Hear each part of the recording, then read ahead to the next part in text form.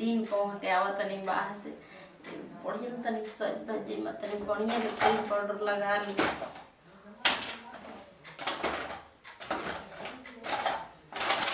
की लोग मेकअप अरे हे दे बाटे कबले ढूंढा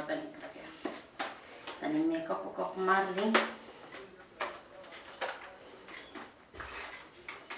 इतना दिन पता वहाँ के आवत नहीं बाहर से तैयार होकर तक कैसे काम चली तबे न कम की हाँ इतना दिन से बानी दूर हमारे मेहरान सुंदर हो गई है का जाना तवन लोग कि हाँ शादी बिया तक काम धंधा करत रही मेकअप ना करी हमार काम धंधा करो बनिहार बन रहो जाके बनिहार बन रहो मैं के तो मरद आवत बाप रे जब से शादी मिलवा जब से गोइल बनी अबेले आइल लखी कोई बरस हो गइल हम तो रसिए के रह गइल बनी सरवा तने सुतल ना भइल थे मेरे मत जाने चल के घरे पहले सुते था अरे मजे तो कुल सरसों से कटा गइल बा ना गजब भईवा काम करत है करा मतलब आहो गरमी के दिनमा आहो गरमी के दिनमा टप टप चुएला पसनमा आहो गरमी के दिनमा टप टप चुएला पसनमा आहो गरमी के दिनमा चारू भैया लिहले जनमवा हेरामा ए भैया का बचवा का हकड़ तल पूरी सुन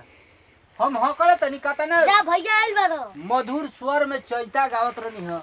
तू आके खलल डाल देला बाबू जा भैया आइल बना भैया हां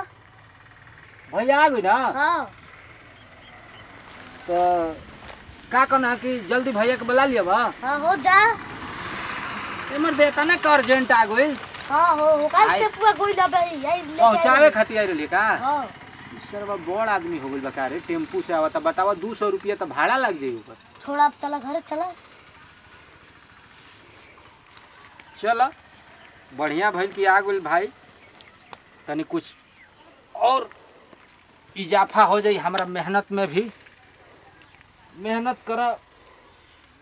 बम्बई तो साला जाके कमाए चल गए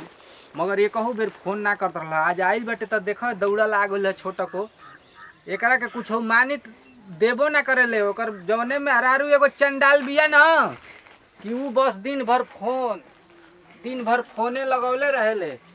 चला आइल बटे तो भाई है भैया चल ही के पड़ी चला